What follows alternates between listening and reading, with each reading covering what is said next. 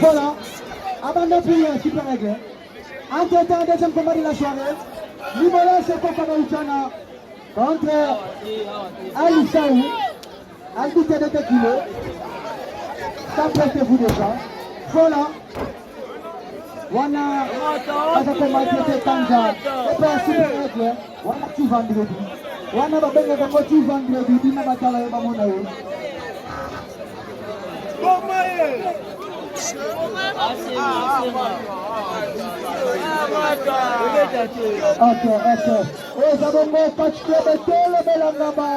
En tout cas, Basana Pichichi avec Bino Bananga, Posana Bino, Yango Moni Moi, le lait, se présente pendant 2 jours à graduer tout, là le fait au stade. Ah, les Abaga Likambamado, Likambangaba, Gababo Moko, Gababo.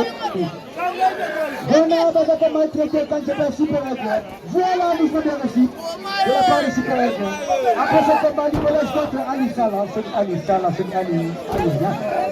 Voilà, abandon Kanja.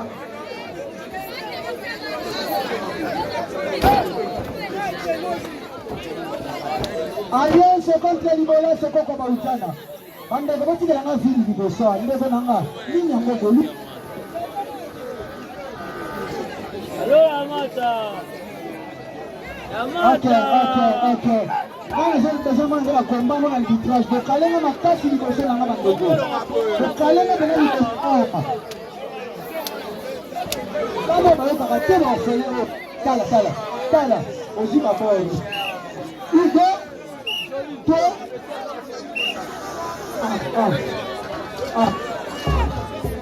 Ok.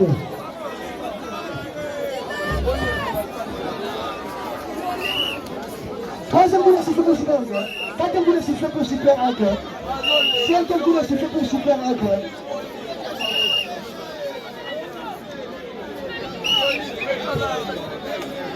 Plus,